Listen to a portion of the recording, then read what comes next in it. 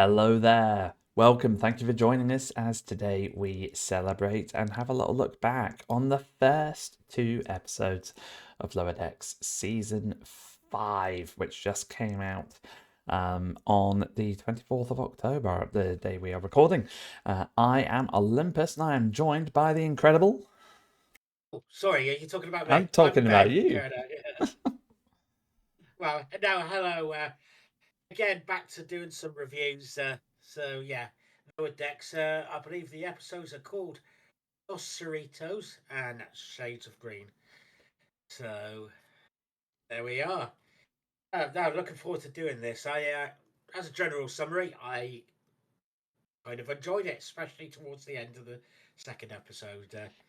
But I'm looking forward to going through this today. So. Shall we start? I suppose at the beginning. Absolutely. So we kick off, and actually, it's one of the advanced preview scenes that we got to see maybe a week or two ago, where Tendy's undercover on a collector's ship, um, trying to access their security to get her crew on board so that they can pillage in a proper Orion way, or not quite so proper Orion way, is it? Because Tendi is very much putting her spin on the Orion activities that she's getting into at the minute. Oh yeah, no, that's definitely very her, and she's always been through this is fighting that stereotype, even though that's in her. Agree with all her stuff. It is something that she's trying to say. This is not stereotype. I always go by the stereotype because we're not all like this. I am rounding up a bit, but this does get a little bit into it later on in the episode, and but some of them like dance and other things. And yeah, it's one of those ones that trying to play stereotypical characters like you do with all your alien races in Star Trek, saying that there is actually more to them as well, and trying to keep that merge of both. And I suppose that's saying in Trek that yeah, it's like things in society nowadays, or even in the '60s when this Star Trek first came out, that there are stereotypes in the world. We're not all like that. We're not all Orions or Vulcans or Klingons or Russians or Americans or British or any pick another nationality or stereotype in the modern culture, and that's what I'm liking going through that. Yeah. Since And it's been hinted at in previous episodes and seasons as well, hasn't it? So it's nice to see it fleshed out that little bit more in this one. You know, break the stereotypes, justice for the Orions. They can have medical ships, but I'm getting ahead of myself. Um, that was a lovely little reference to the crossover episode as well, wasn't it? But again, getting ahead of myself. So no, I loved it as an introduction. We get to see what Tendy's up to currently away from Starfleet in the Cerritos, which is very sad. Um, and that's sort of one side of the plot in this first episode, isn't it? It's all following Tendy. Then the other side to the sort of second plot that's running in Dos Cerritos is to do with the anomaly that the Cerritos encounters, that they get pulled into and meet sort of alternate universe variants of themselves, which look like lots of fun to play. They're the same, but they're a little true. bit different. Yeah, and it's like off of it saying it's like we get along with ourselves. Probably, maybe ish, No. maybe no. Oh no, I'm probably the most insufferable person I know, but I was about to say that about me.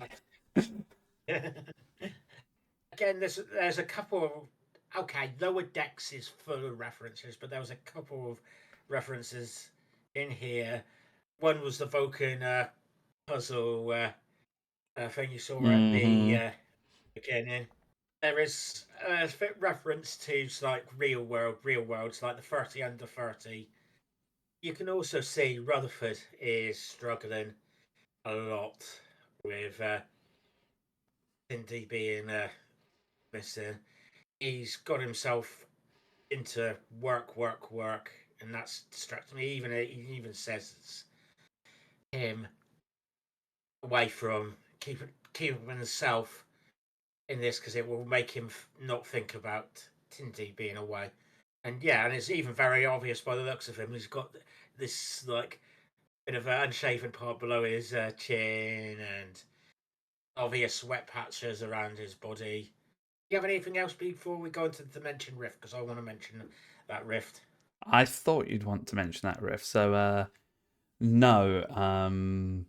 Although lovely to see more of Tallinn, I would say, even from the start of the episode. And I'm going to get onto that point a little bit later, maybe in the summary, I'll because join you. I think Tallinn's been brilliant. But no, we get to the anomaly, and I'll let you talk through this. You've got a bit you want to say. Go for it. No, it was nice that he suddenly got bigger, sucks them in, checking where they are. They're being dunked like a giant cookie. I love that quote. Yes, it was nice. And actually, it was just like that. Oh, it was just a light show. We didn't knocked for six. It was just like, actually, to be honest, Star Trek needs more cricket references, but that's different. Different topic.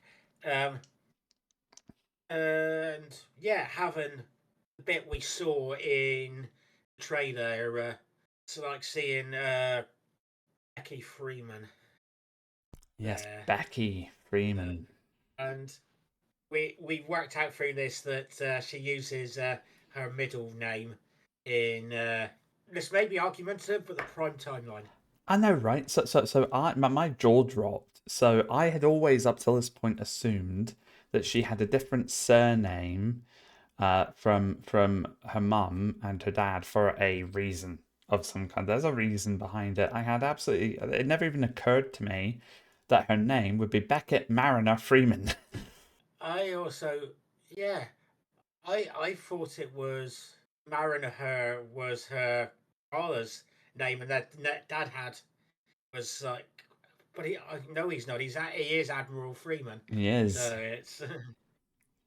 I'm sure we've heard that, so it was just like me not even uh, thinking about that, and they're always slightly different things. But the best one, I still think, okay, I know this came up in the trailer.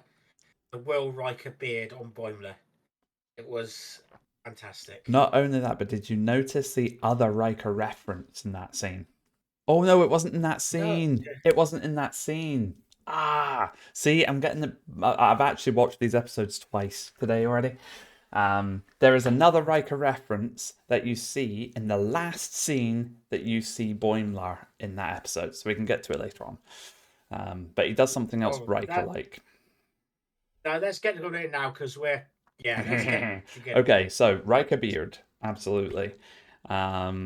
Skip right to the end when he's asked to be acting captain.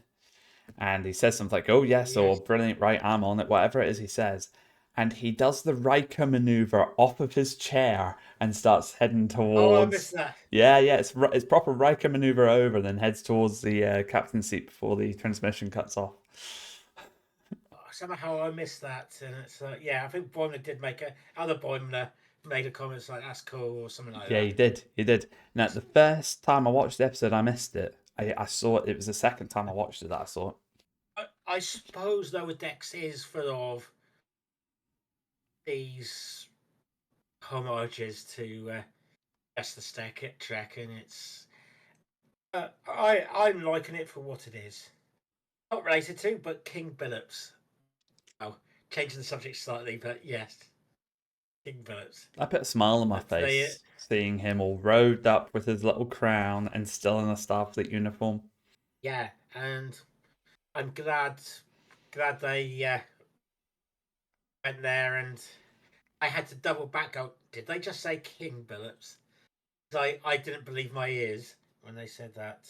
Just and again, it comes a Thought little bit later on when they're having a little squabble, and R. Billups has a snap at other Billups, and then there's just like this half-second pause, and it's Your Majesty. Snap, snap, snap. Your Majesty.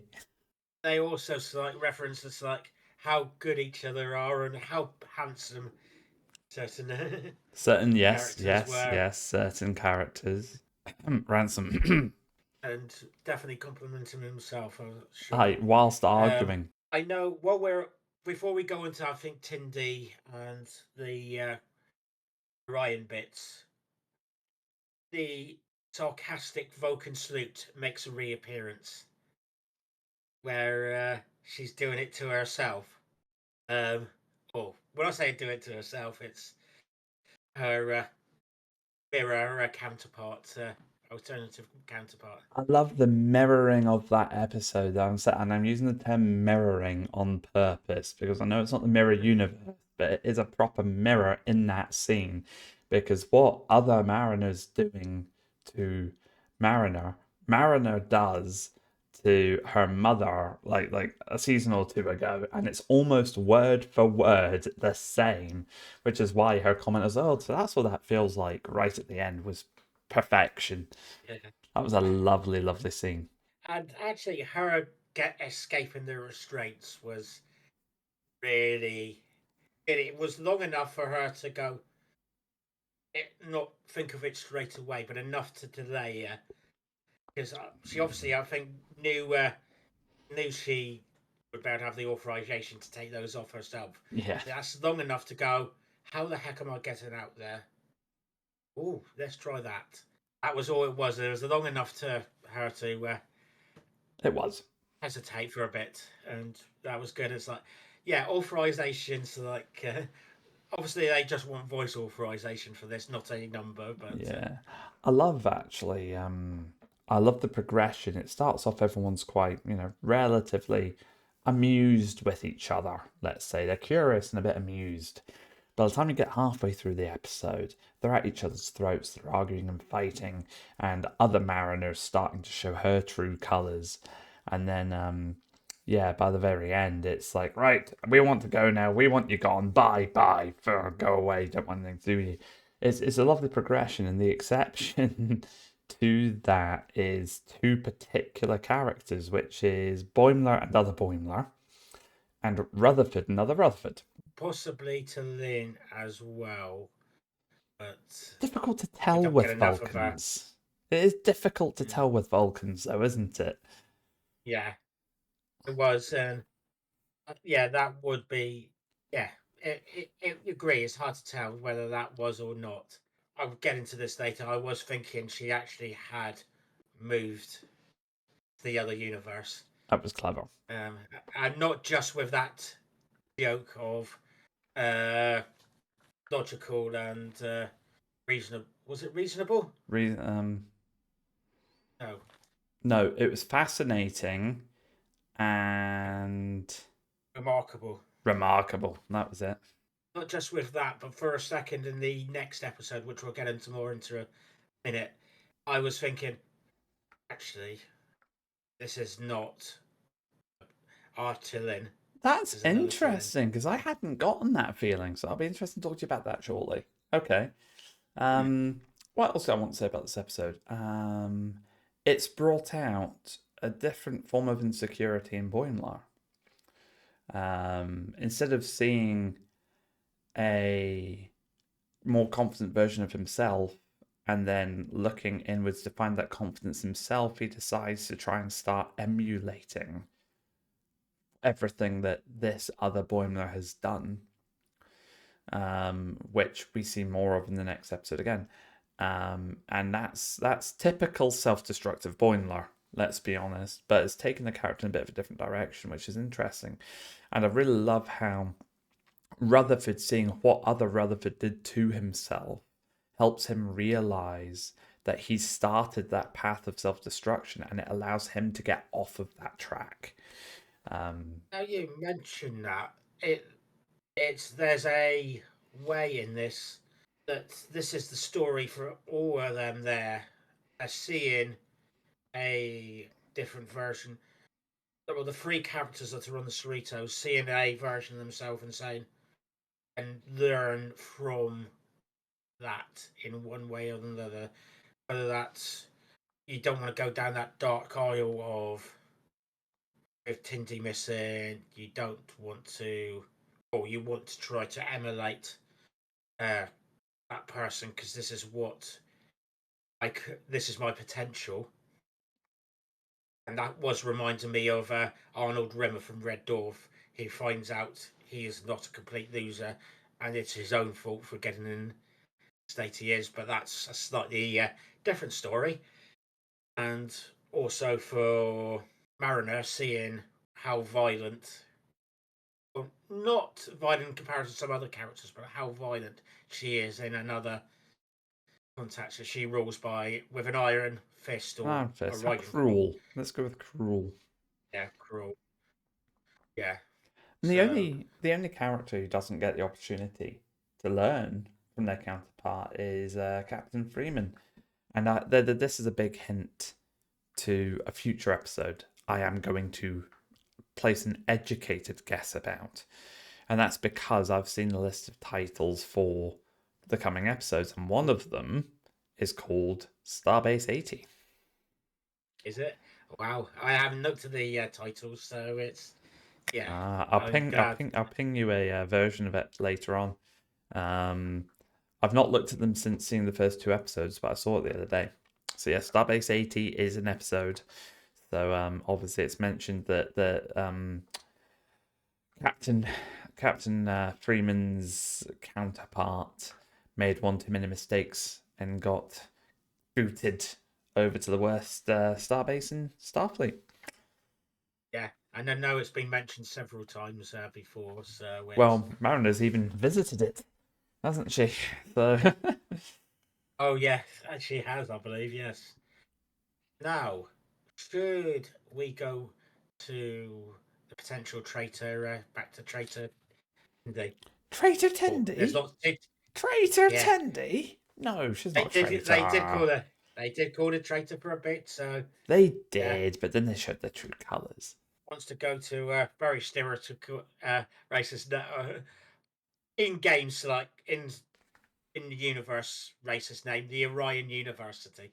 I suppose that they're playing on the joke, which is what I took it for. But yeah, it's like almost saying human university. But before I go too much into that, I liked that they're called. They one of them were calling them green Orion Oriogogs, Oreo Gogs, and then it's like and then the Orions or the Orions we know, the green ones, recording the blue Orions. So it, that was a weird nickname or a weird saying. Is like playing the blue Orions playing, calling themselves something different. It has a difference in the Yes, name. So yes, they were calling them Orions.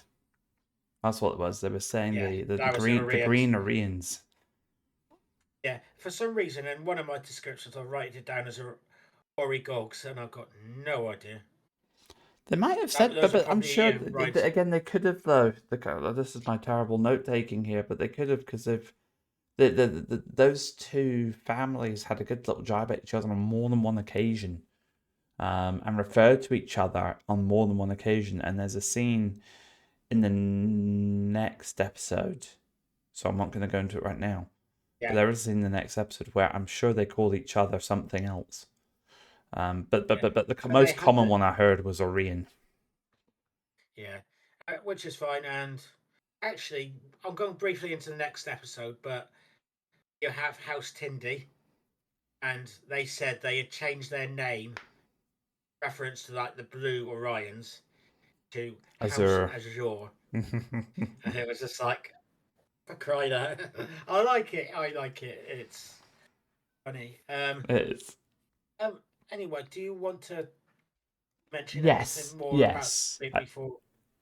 I do. So, and tell me if I go too far and too fast ahead. But obviously, we've covered the key points. I think of the Cerritos subplot. Um, so from Tendy's subplot, the first episode, um, she's trying to get herself free from her sister's clutches, let's call it, and get herself back to Starfleet. Um, Her sister gives her one last job, which is to recover this big old Orion ship that's crash landed on a planet. So she heads there with her team. They come across the blue Orions or Oreogogs or whatever it is that they're being called, House Azure, and there's a bit of a fight that breaks out. You have Tendy's crew still trying to be all stabby, and Tendy trying to do different things to try and counter it because you don't have to kill to be an Orion. And she finally does manage to get that message through to them. In that point that you mentioned earlier on, where they accuse her of being a traitor, she manages to turn that around pretty quickly because she realizes that they just want to be big, powerful Orion so they can go off and do what their dreams are, like the dancing, like what was it? There was the dancing, there was the Ethics. teaching. What was the other one?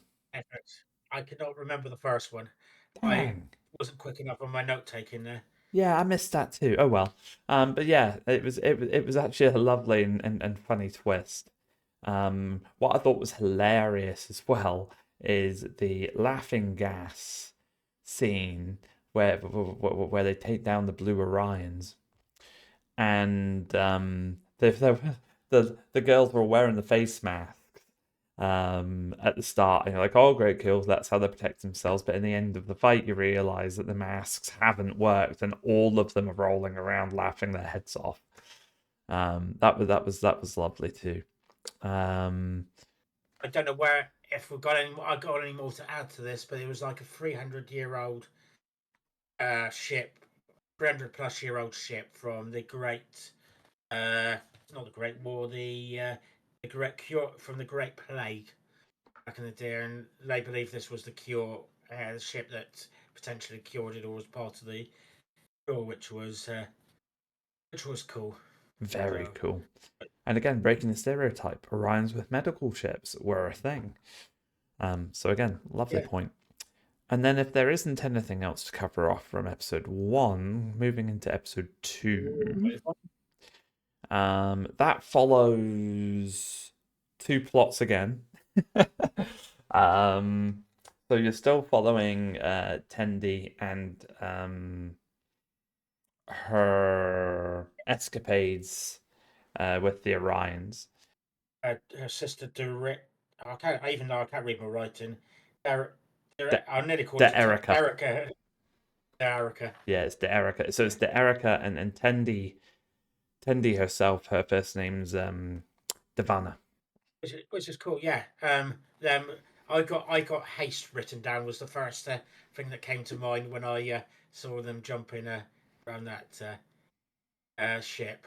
Um, and actually, pretty early on, this was after the uh, slug slug rose. Uh, when they worked out she was feeding ill, the first thing, and we found out pretty quickly this was true, was what I wrote down: pregnant exclamation mark. It's like, yeah, Yeah. if somebody's eating a lot and feeding ill, usually in TV or film, it's usually because, yeah, Another stereotype right there.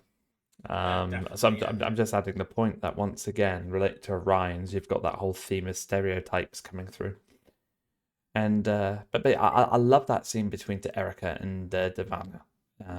Until Erica gets a little bit protective or defensive, I should say. But I love just how much of a chemistry they've both got. But especially there's a scene where Erica's lying on the couch eating. Devana's standing at the table, and you can just see this such a warm smile on Devana. She looks properly comfortable and happy, which is lovely to see. A lot of the uppity ensign slash lieutenant junior grade, the enthusiastic sort of on edge, am I doing good enough, am I pleasing enough, sort of elements that had gone. So you're seeing a totally different side of Tendi here, which is very nice. is. And actually, I am also very happy with this. sibling, sibling, yes, sibling rivalry slash relationship in this one. There's enough to be siblings where you have that hatred occasionally, or that whatever it is, that rivalry, annoyance with each other. But you can also have over this episode that caring for each other, which I can see something from me and my brother in that one as well. Hopefully, he does care a little bit, but I'm sure he I does. wouldn't. But it's one of those ones I wouldn't necessarily give to my brother, but I think we both know that we also appreciate each other and still talk to each other, even though we don't necessarily always talk to each other or get on with each other. So Yeah, that's that's the joy of siblings, isn't it? Um, and of course, this episode, as soon as I first heard them announce, or heard the Orion Queen announce it would be a solar sail ship race, the first thing I did was smile and went, Ben is going to love this. Right back to yeah, DS9 and tonight. the solar ship episode. Um, Yeah, Talk us through it, was Ben. cool. Oh, there's not much to say, but yeah, the we know the uh, no, I nearly said Cardassians, but the Cardassians are involved. One of the ones we first see, and the Cardassians actually have first contact with the Bajorans from DS9, and we find out that these can actually go off sun power. I think these are more sun power, but the other one was off uh, various other waves and such like around space, which I cannot remember for love nor money, but somebody correct me. Um, it got them there, and this one was definitely noticeable that they did take on the sun, and you had various two different types of ship there. One's just like looks like it's just got two sails on the side, and the other one's looks more like a speeder, so like It was much more elaborate and yeah, streamlined, wasn't it? definitely. And this also reminded me of Voyager, so the racing episode Yeah. from that one.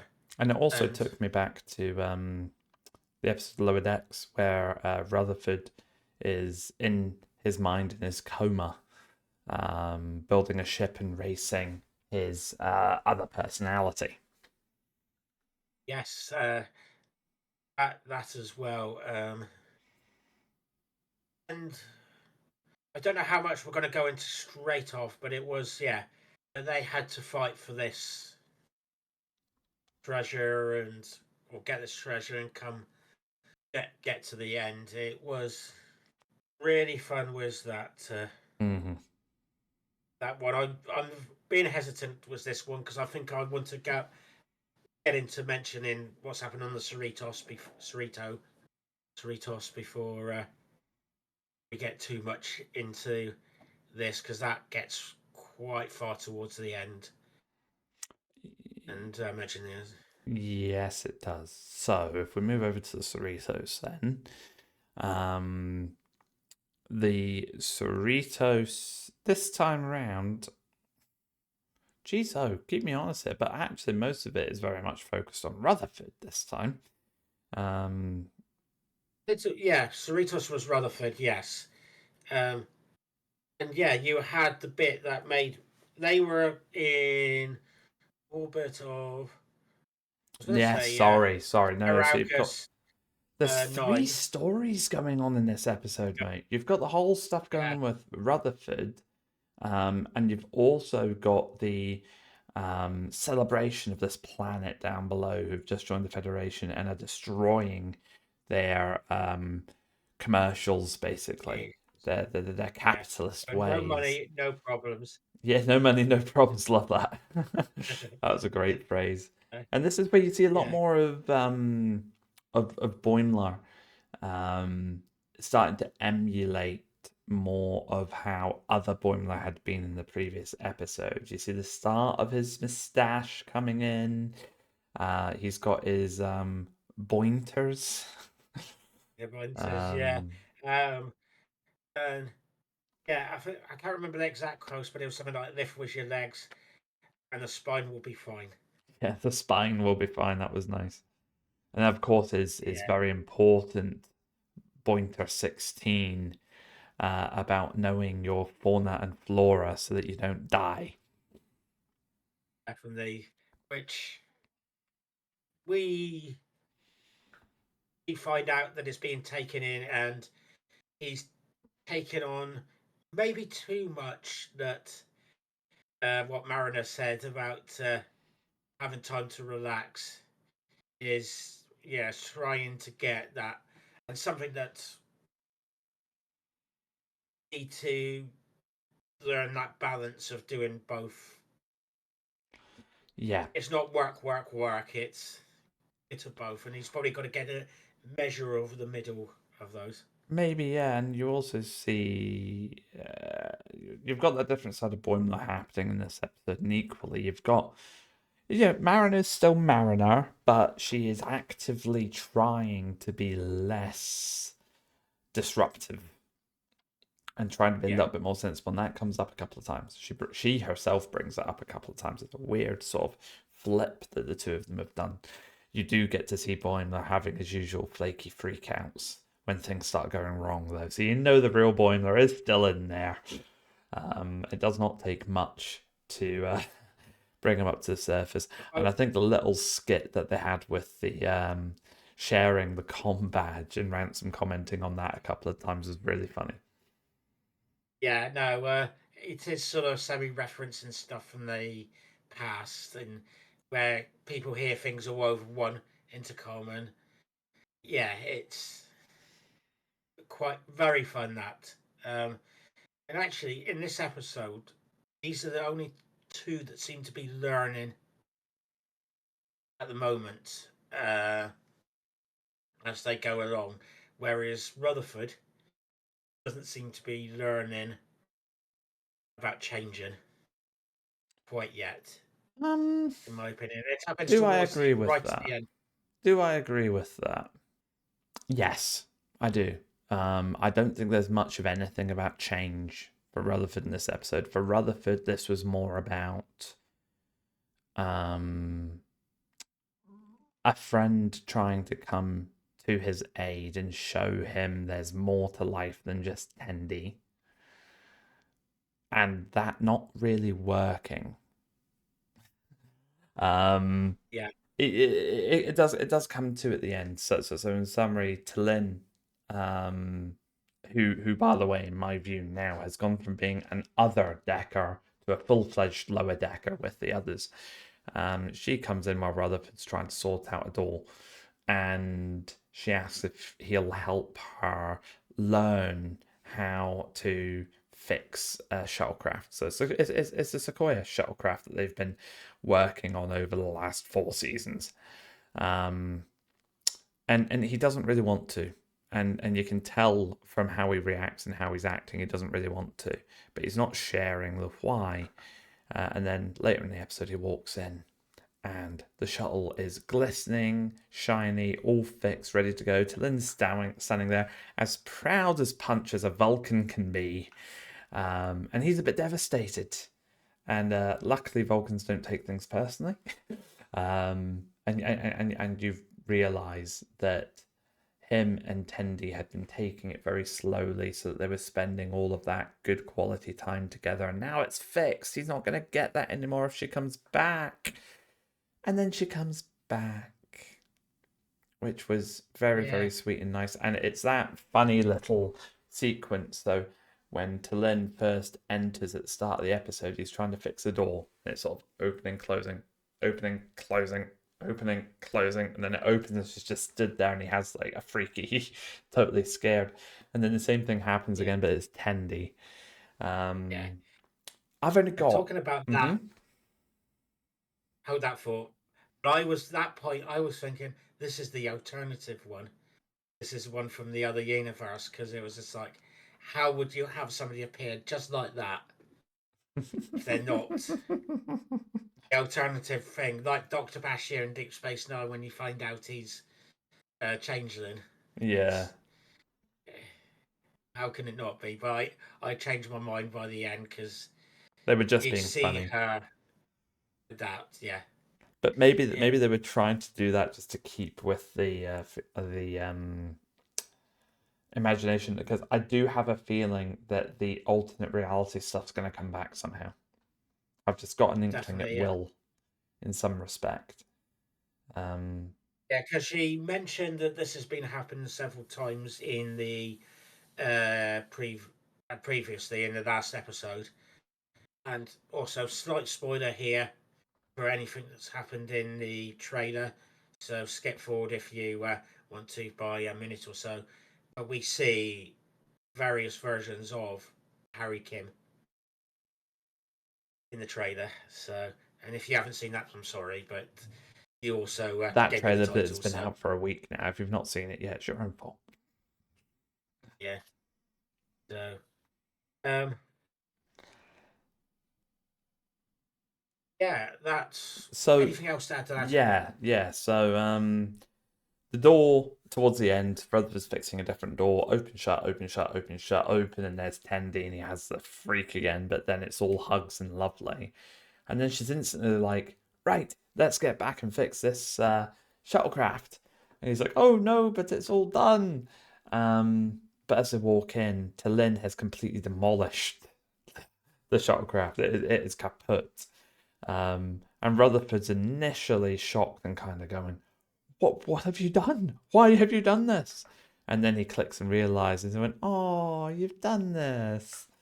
It's quite sweet that Tallinn made that right connection and has adapted to try and resolve a potential problem that she caused, understanding that this time spent with the people is more important than the actual task itself. I really, really liked how they rounded that off. The only criticism I've got for this episode is just a one criticism, is that scene where Tendi and Rutherford hug their welcoming hug again, and then she instantly turns around and says, "Right, let's go and keep working on this shuttlecraft." It's just too quick for me. It's like it's rushed.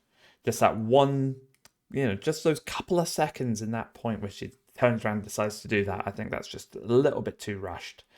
It's like, he's your best friend. You've not seen him in ages. Take an extra That's few seconds to enjoy the moment. that. Yeah, true. But that is where they're going to end up talking. So over that. That's where she probably will get it out, and he will probably get it out, and that's very bad comment, but get their emotions out rather than their thoughts. No, I generally agree with you. No. You raised a very Um, good point. I'm trying to think if we've missed anything else. We've got the Rutherford, the oh, Boimler and Mariner sort of crisscross going on. The story on the want planet to? wasn't too bad. It was pretty. It was relatively light-hearted and funny, but the substance was at the sort of start bit for me, with what Boimler was doing and how he was Yeah, adapting himself versus the last episode. That's where the substance of that story came from for me. yeah, and it was actually a nice rescue of their team that he actually managed to get them to help themselves That's escape. true. That's very true. So his approach Yeah, did work. That might not be the good news story we hope it is. It could go one of two ways. It could fuel his confidence in the right way, or it could fuel his confidence to continue mimicking other Boimler. and you also get a comment of you can do everything right and still get your team kidnapped. Reference in That's a Picard. yeah, the paraphrase of Yeah, Picard's. You can do everything right and still lose. yeah. It's not failure, And it's life. before I get on to the next quote, though, and get back to Tindy, um, you also get you don't see the dragon, but Billups has a dragon. this was You see him all hilarious. scorched and something like that, sent by his mum. And It's Rutherford's comment of, I don't know what I'd do if my mum sent me a dragon. Good luck, sir. and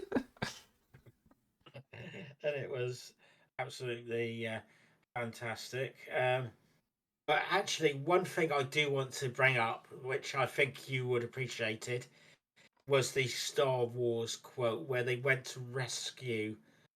Boyne went with Mariner went to rescue the people that got kidnapped, the Starfleet officers or not cadets, but maybe NCOs. And they got one onto that bike, and it's like take it, and it's like Boyne goes, "We're an official scarcity business instead of Jedi business," and it's just like goes and does that, corrects himself onto the bike thingy majigging, and goes off to rescue them. That quote I really enjoyed, and I See, thought of you when I did this. yeah, thank you. I totally missed the quote at the time, so I need to watch this a third time and rethink it. But I know exactly what scene you're talking about because I thought him jumping on that speeder bike backwards was brilliant. Especially because the way it looks, I'd have made that exact same mistake. I'd have hopped onto it that way too. It looked like that's the way it should have been. Um, that was really good. I can't believe I missed that Star Wars reference. Well done for spotting it. Good job. Yeah, and to be honest, other than that, shall we have the build up to the end, which was the race? Towards the end of the race, it was you have. I'm saying Tindy because they're both Tindies, to be honest. But you have our Tindy and her sister Tindy. Let's call And them Devana and Deerica. that's the one, Devana and Derica. Or Derica, which I'm probably going to end up calling her accidentally. Yeah. Um, you have her Devana trying to get to stop it because she knows she's pregnant. Which probably did get a bit tiresome for a little bit. It's like, yeah, shut up, stop it now. Yeah, this is thing. But I suppose it got made up when we actually found out that everybody knew, and that was them being them, and they teamed up together. It was when I am rushing through a lot here. Once they had crashed onto that planet and they had to come up with a plan, and they got over everything into the open, saying we'll be honest with each other because I'm trying to defend you, you're trying to defend me. We need to be in here together. Yeah. It gave them chance to come up with, or Ivana to come up with a Starfleet plan, and it's like, here's the Starfleet plan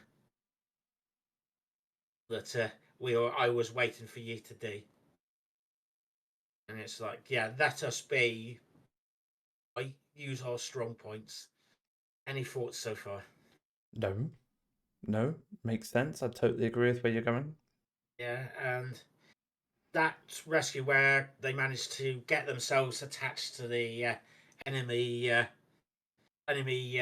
racer and managed to pull themselves in, get the what was this treasure anyway? I cannot remember. No idea. It was treasure. But blowing it up, I thought was a brilliant Starfleet tactic, and of course was never going to work for the Orion Queen. Of course, and it was the Kobayashi Marie that it's just like you can some something's bad's going to happen Oh anyway. yeah, no matter what they did, something Anyway, bad was going to happen. It worked out for the yeah, family in the end, though. it and it you ended up with them actually getting some of the gold and such like from this scarce world at Taragus. I can't remember if that's how you say it, but Taragus 9. It you got them being all friends, all Starfleet, and patching up for the at least this episode. And I think that favour is going to be called back on at some point in this season with Indy's. It's an alliance. It's definitely an Run. alliance they've Yeah, formed there. Yeah, the Eric is definitely going to come to their aid at some point. definitely. Do you have anything else to add about this episode? I do not. We had to go Just together. just sort of a summary from me that I felt so warm and fuzzy having the Cerritos and her crew back on TV again. It's been a long time coming. The first two episodes have been brilliant. It's peak Lower Decks in its prime. Still paying homage to Star Trek the way we want it to. It's still being unique. It's continuing to show our characters growing. But I am getting a sense in the air, and maybe it's because I know this is the last season and I'm putting this on myself. Who knows? But I did get a little sense in the air in the episodes that things are starting to come to a head, that we're not going to see much more of these guys now. We don't have many episodes left. It just feels like it's starting. It's the start of the end, is what I'm trying to say. It feels very much like it is the beginning of the end of the show.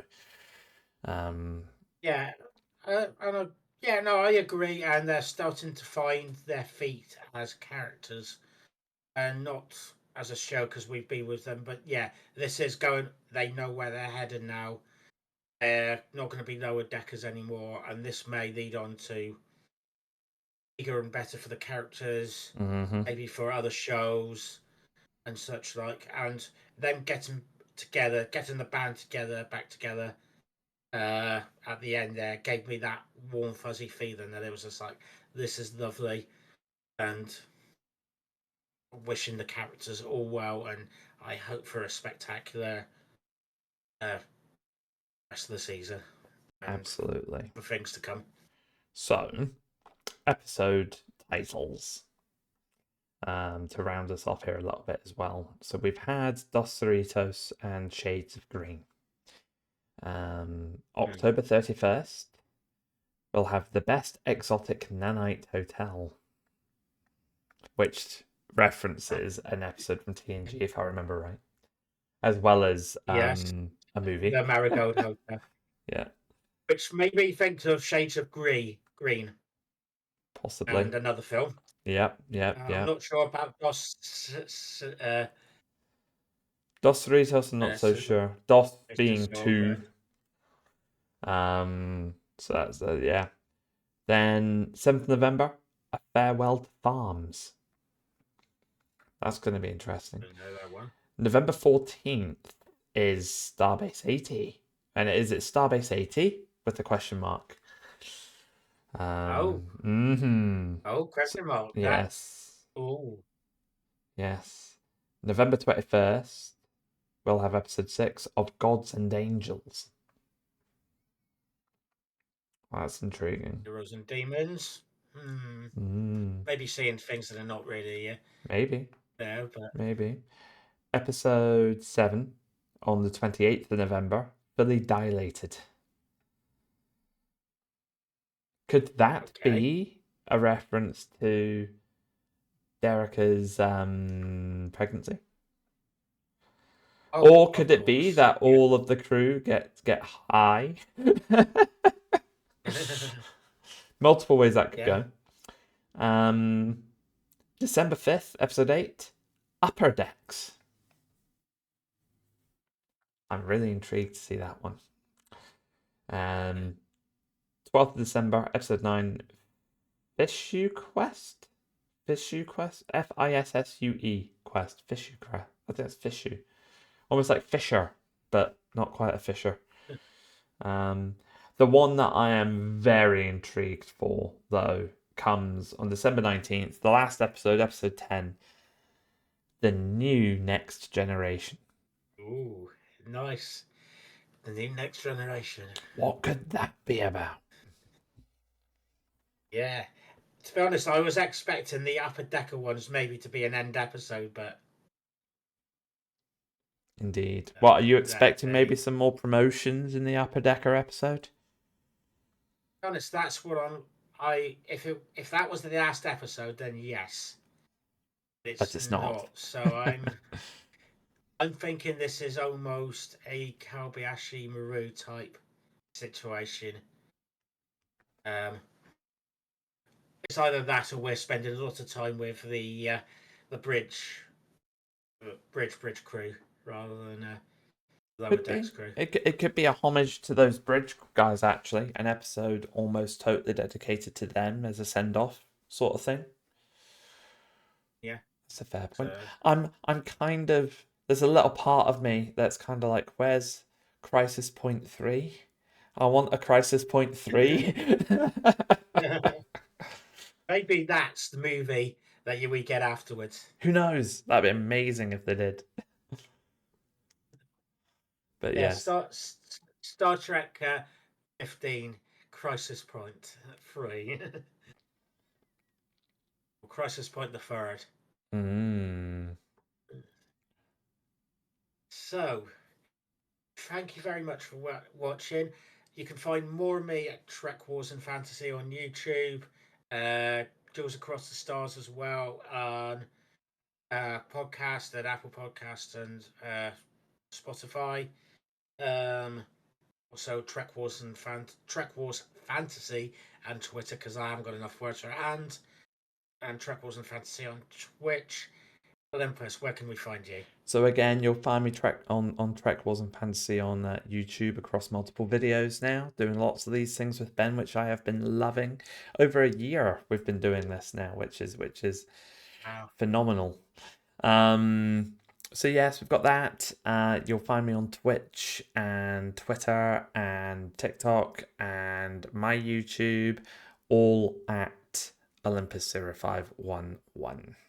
So, hope to see you for episode 3. I will see Um, you all for episode 3 very soon. I hope you'll be there as well, Olympus. I'm sure it will be. No, anyway, joking aside, live long and prosper. May the force be with you.